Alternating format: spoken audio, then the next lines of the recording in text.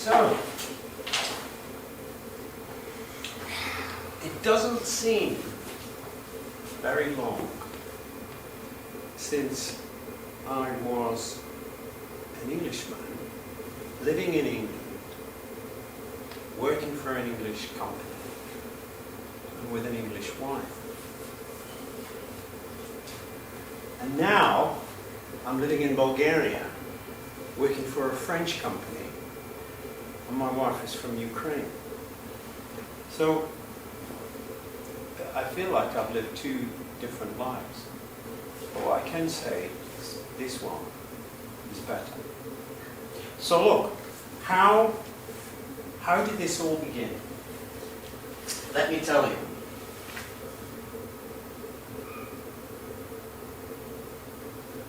NoBiscuits began here, in this hotel. I had taken a shower one morning. I was still in my towel. And to my shock, I looked around and saw an overweight man, middle-aged, balding. And I said, what are you? And then I realized it was me I was looking at in the mirror.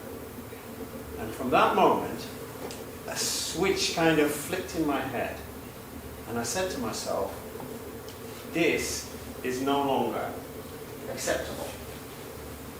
So what did we do? We said, we're going on a diet. Will, you're going on a diet. Oh yeah, we're going on a diet. Yeah, we're going on a diet. Okay.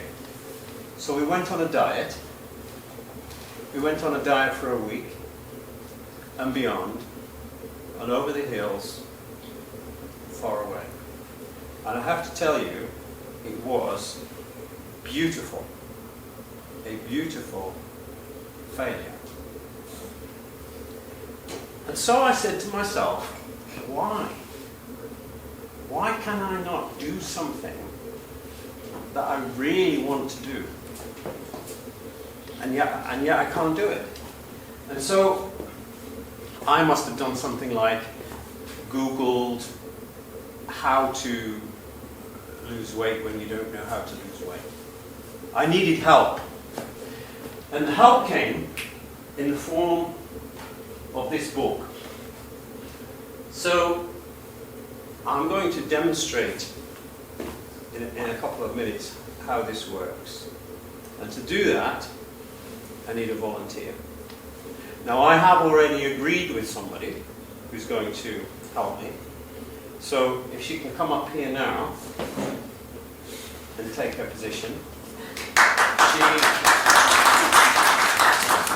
she's going to help. So I have to explain in a couple of minutes what this book is all about. So look, let's just tell you about the three components. So the book is called The Chimp Paradox, and there are three components. And this is how I got to grips with this. So there is a chimp. So for the purposes of this exercise, I'm the chimp. What's funny about that? And we need a human being. Here's the human being. And here is the PC. The pieces of this puzzle. So first of all, the chimp. Who am I? The chimp. So this is who he is. And these are his main characteristics. It's something primordial, it's something very basic. And as a summary on the next slide, so that's who he is. He's neither good nor bad, and you can't escape him because he's with you, it is with you I should say, for the rest of your life. Good when it goes to sleep and is peaceful, but that's not that often. So that's the chimp. So the other thing then in the three elements is the human being. Well, it's kind of simple because you know who the human being is. The human being can do all these wonderful things, and he's very logical, and that's that. And then the last thing is the PC. So the PC, think of that as recording all the events. It's your memory, and we call it the hard drive because it's used to doing things in a certain way. And so if somebody cuts you up in traffic, both the human and the chimp will look at the PC and they'll say, well, what did we do last time that happened? And so the hard drive is recording all those events. So in summary, we can say that's what we have. So what happened next? So if you imagine I've come back from Bishkek, I failed on my diet and need to solve the problem. I found the chimp paradox. Now I need to make a deal. Well, the human being needs to make a deal with the chimp. So what's going to happen now is a representation of that negotiation between the chimp and the human, with the PC taking notes. We have a bit of a tummy, don't we? It's fat for survival. Hard to run upstairs. Could be fitter, couldn't we? How about a deal? What deal? It is June 2018. You like closing your single duty, don't you? Yes. Okay, this is the deal. Over the next 6 months, we're going to lose 6 kilograms by the 1st of January 2019. If you can do that, you get to go to my single duty at the start of the sales. We will need to because our trousers have become too loose around our waist. You will feel better, you will look better, you will be healthier, you will feel better and look, and people will say, wow, you look good. Deal. Thank you, Uncle. So that's what happened. And I was able, with that negotiation, to do what I said I was going to do. And of course, the chimp paradox and that formula is just one way of doing it. So look, I'll leave that as it is. And now, what I want to talk about now is life and time. Now, let's say that I was 64. Now, obviously, I'm not that old. But, Emily, let's say that I was 64, but obviously I'm not that old. Yes, you are. But you're only 6. No, I'm 7. Okay. So look, in Western Europe, the average life expectancy is 80 years old. So, in my situation, if I was 64, as you can see, we're looking at around 800 weeks left. And I've got, about 20% to run. Now, I guess many people in this room are still, I hope, well, maybe in the green stage, but maybe also in the yellow stage.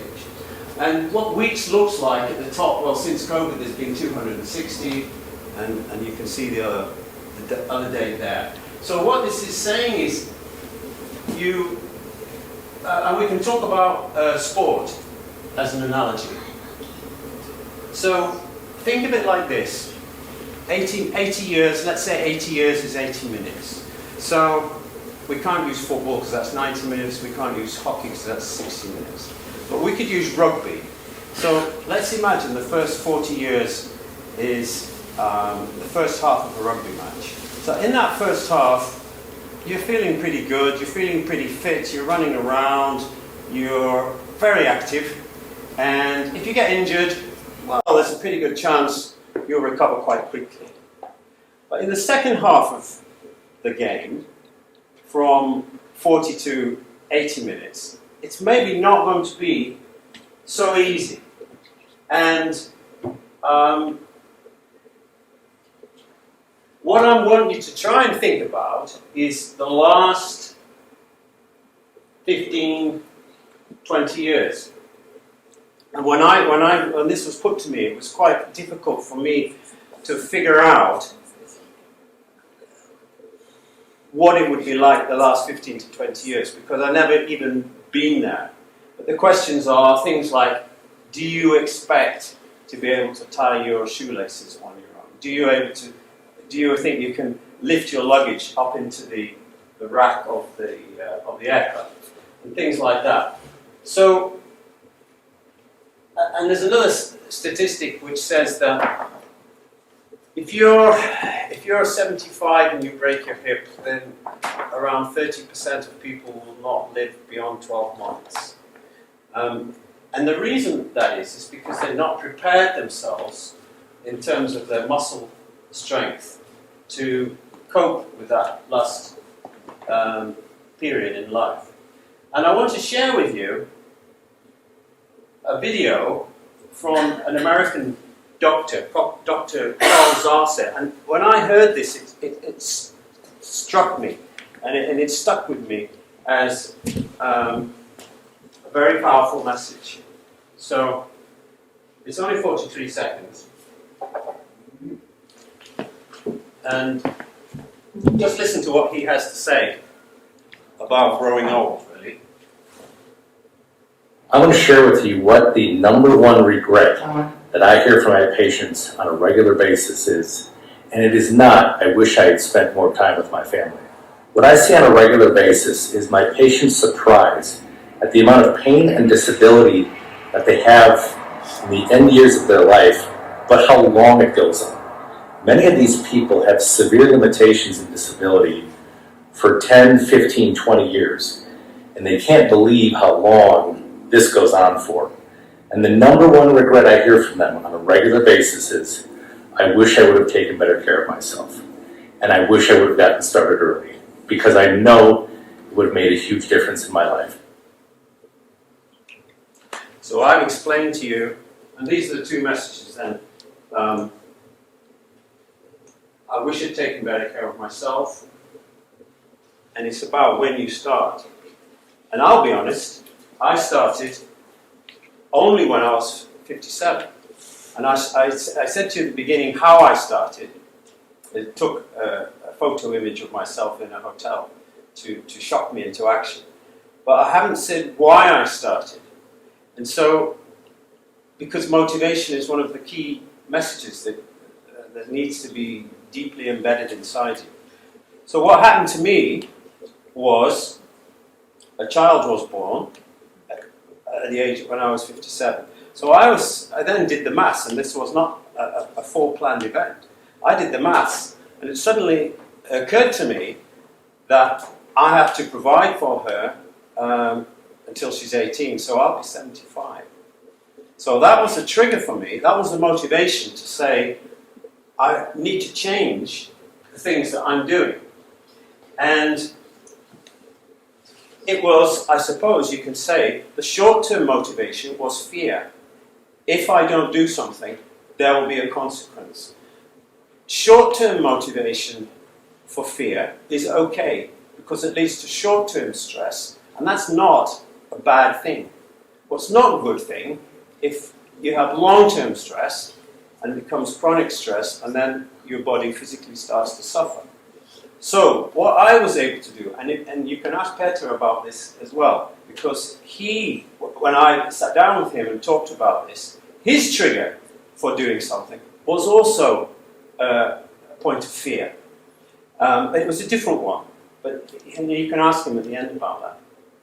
So, the idea, of course, is then to convert the short-term fear stimulus into long-term growth and opportunity. And I was able to do that, and I went through various phases, and I'm still going through those phases to improve things. So, And the other thing, of course, the important thing for me is to pass on the information to the next generation, to the kids, so that they are also able to make their own choices about the future, about the way they eat, the way they exercise, and so on. And it also strikes me that the environment is hostile. And I maybe have come to think of the environment as being hostile. And I'll just give you one example. We can talk about social media, life-work balance, air pollution, plastics and all the rest of it. But just to give you the example of the supermarket. Now, you probably go into Lidl or Fantastica or somewhere like that. So, for me, Lidl, and most supermarkets are the same. So, if you think about it, what's round the edges of the supermarket, for me, is the safe zone. Because it's the fruits, the vegetables, some meats, then it goes to dairy, milks, frozen veg, water. On the whole, the safe stuff is around the edges.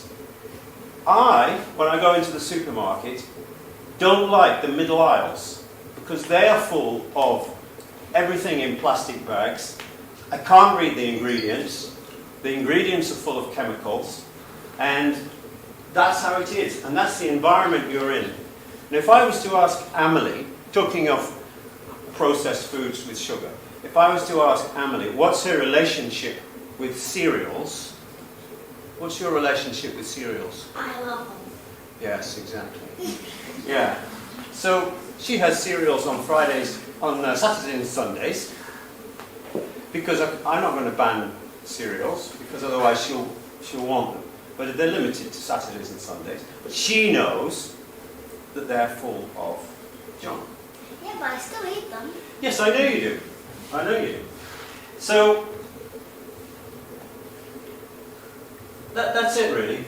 That's what the fundamental driver is to seek out the better things that you can do. And you need knowledge to do that, and I'll talk about that in a minute. So I just want to make a confession on the next slide. What happened to me when I started this research, which was kicked off by COVID and the fact that I couldn't go anywhere. So in 2020, I was just studying this with mindful of the fact that I've got this young girl to look after. So, and I might shock you with my naivety, but I'll tell you what happened.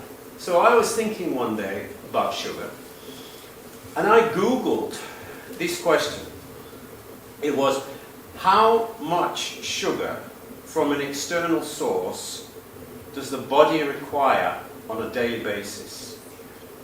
And I expected there was a figure. And most of you probably know, because when I got the answer from the World Health Organization website, it came up. The answer is, somebody know? Zero. Yeah, you see. 0. But that was news to me. And then I, of course, did the research, and the kidney, the liver is a wonderful organ. It performs over 300 different functions.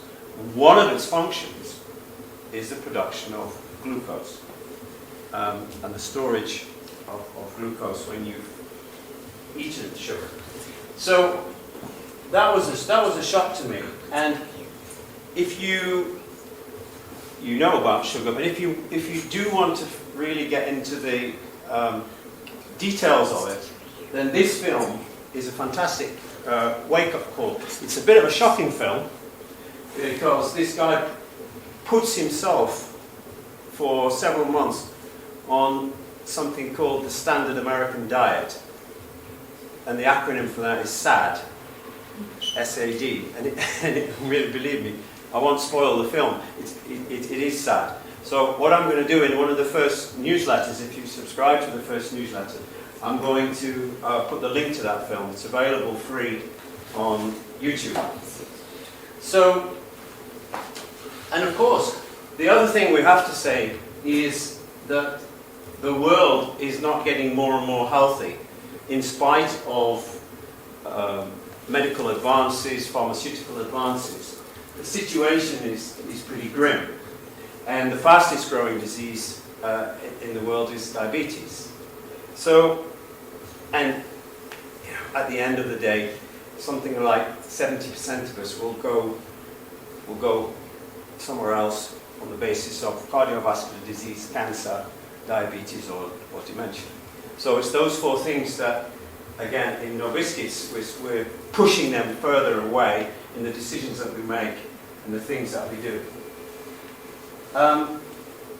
So I wanted to now just focus on the thinking. NoBiscuits has got different modules, but from my understanding, the most important one is thinking. And that's what happened with Chimp Paradox. I tried to diet. I know diets don't work because you haven't done the thinking to help you prepare for them.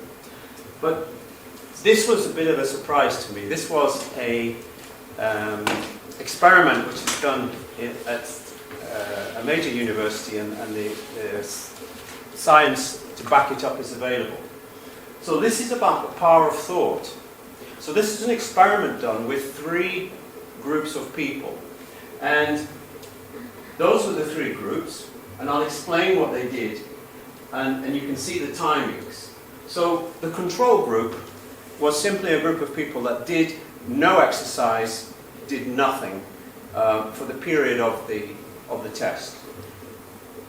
The second group, what they were asked to do was simply, under supervision, to sit in a place and to imagine that they were lifting a table.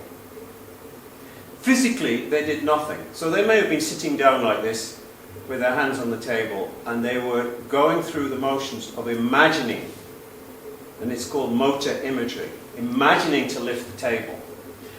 The third group was told, imagine that you're looking down on yourself lifting the table. So you're not inside your body, you're just looking down on yourself. And so they all did the same exercises, 15 minutes a day, 5 times a week over 6 weeks. So, these were the results. The people sitting at the table, focusing, had an increase in their muscle strength of 11%. The people observing themselves doing it didn't have quite the same effect, but they still had a 5% increase. And those people who did nothing lost muscle mass. Because the statistic is if you're laid out for a week on bed, you'll lose 1% of your muscle mass just lying down. So, the message from that is clear. And it was shocking for me, really, that you must be careful how you think, how intensely you think, and where you focus your thoughts on. And you may think of people who are always saying, oh, I'm ill, I'm always ill, I can't do this, I can't do that. You know, and Henry Ford said, whether you think you can, or whether you think you can't, you're probably right. So your thoughts very much determine your ability to do things. So look, let's just focus on this last phase about what NoBiscuits is really about. There's some words in bold here, and I'll tell you why. Knowing yourself, you may say, well, I know myself, and therefore I know how to deal with myself. But Jordan Peterson, if you've heard of Jordan Peterson, he came here to speak last year. Don't do that, please. That's amazing. He says, you know, if you are going to think of changing something in the way you think and the way you do need to know who you are. And Jordan Peterson has a website called understandingmyself.com, and for just under $10 you can do a series of questionnaires, and you'll get quite a detailed psychological profile of your own personality, and you may find it matches exactly with what you think of yourself. But anyway, that's useful. The second thing is really motivation. I think if you want to change something, you've got to have a strong motivation. And if you don't, then probably you aren't going to change anything. But that's up to you. Everybody has motivation. My personal motivation, and it's a decision I've made, my decision is that when Emily gets married, you know, maybe when she's 25, that I'll be able to dance with her at her wedding. That's my decision. So if that's my decision, what do I have to do to achieve that? It's simple.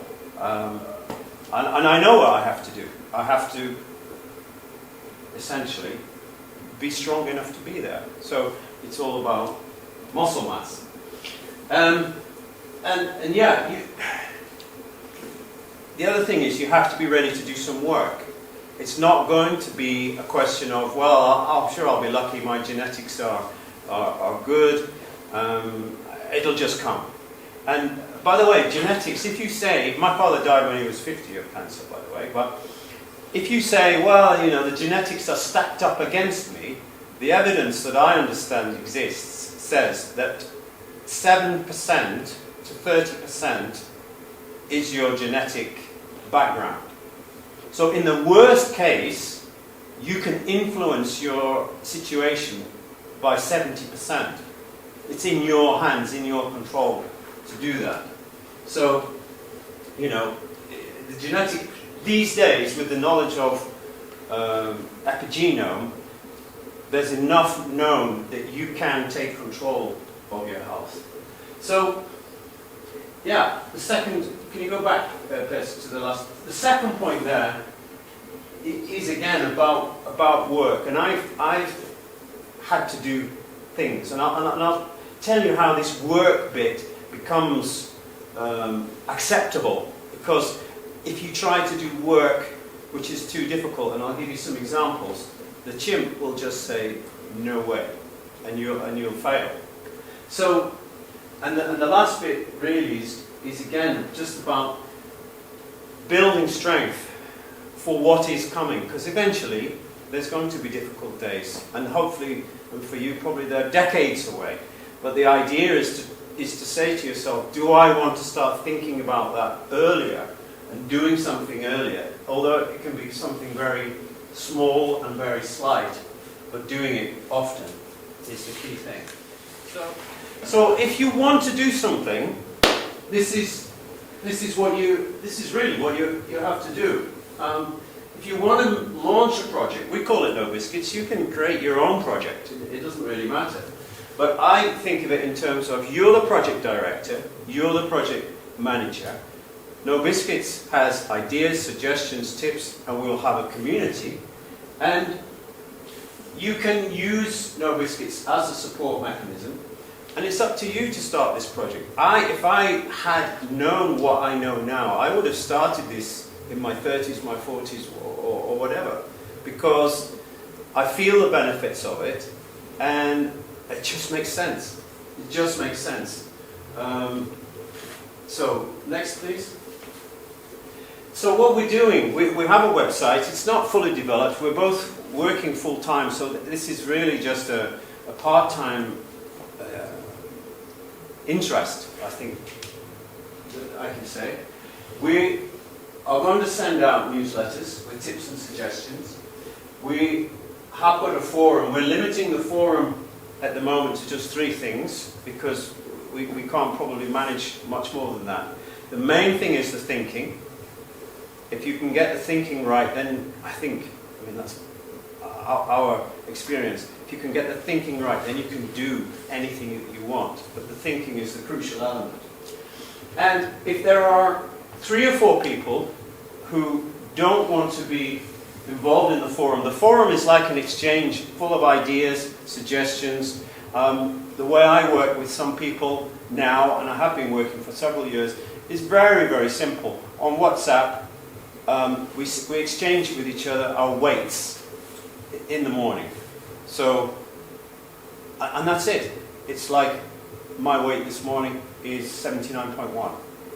And I exchange it with somebody else, and they tell me what their weight is. And I do that not just with people in in Sofia, but internationally actually, with a few people. And what that means is, when the Cookie Monster comes out of my head at 8:30 in the evening, I think I've got to report my weight in the morning.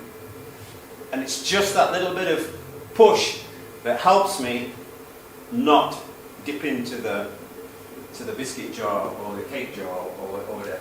So the last element that was on there was that if somebody wants to do some one-to-one work, Peter and I are both available to help with that. And we're going to just do it on a trial basis. We've had one application already, so we'll see, and we'll try and develop that.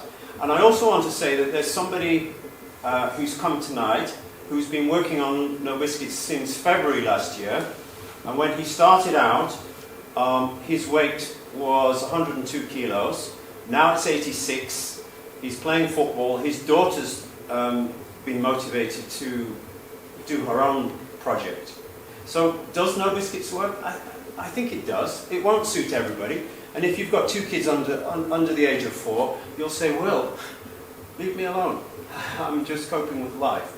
But maybe it is for you. So that's what we're thinking of doing now. And yeah, these other things are the things which we're studying. I had no idea how important it was to breathe through your nose, not through your mouth. I had no idea that if you breathe through your left nostril, it has a completely different impact than if you breathe through your right nostril, and that your body chooses which nostril to breathe through during the day, depending on the functions that you're in. I had no idea that your mouth changes shape if you can't sleep with your mouth closed. It's really damaging. I mean, some interesting things, and these are all based on the subjects that I showed you. NoBiscuits for kids. I mean, I would love to be able to do something aimed at kids, but then we need kids very much involved to do that and to propose that.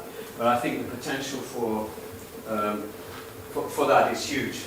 So look, I think that's it. Last slide, I think, Peter. Oh yeah. So if you're interested to participate and create your own project, that's one thing. If you feel you want to join us and just be a collaborator, as Peter approached me and asked me, and I have another person in France who's also approached me. If you see yourself more as a collaborator and you want to help us do something, I mean, we're just two people who've taken this interest up, and we've invited you to come and hear about it. So, you know, we're just in a startup test phase, and I'm interested to hear your reaction after this as to, you know, whether this is interesting, whether this is important to you, and whether you want to get involved. So, the next stage, NoBiscuits. I am a playground man because of Amelie. I go to playgrounds, and what I see at playgrounds is parents doing this, or maybe doing this. And it makes me a bit sad, because I think they're losing. Okay, everybody needs a break from kids, I know that. Everybody needs a physical break and a mental break. But if you're engaging with your child, you know, it should be something of joy and pleasure. So, the idea of this is simply to say, we're going to do a picnic. It's going to be based on games rather than the eating. I have games that I played maybe as a kid or when I was in the army. I'll soften down the ones that were in the army, but there'll be family games, kids games, fun games. And the idea is to bring some food, but not processed food, just wholesome food, and to have some fun. And if it's a small group, there's a very nice picnic area up on Vitosha by the monastery. Some of you may know that place. That will be good for a smallish group. If there's more people, then we'll go to Eugene Park and set up there and have some fun on May the 18th. So look, that is all I wanted to say. So I just wanted to say thank you for coming. Thank you for listening.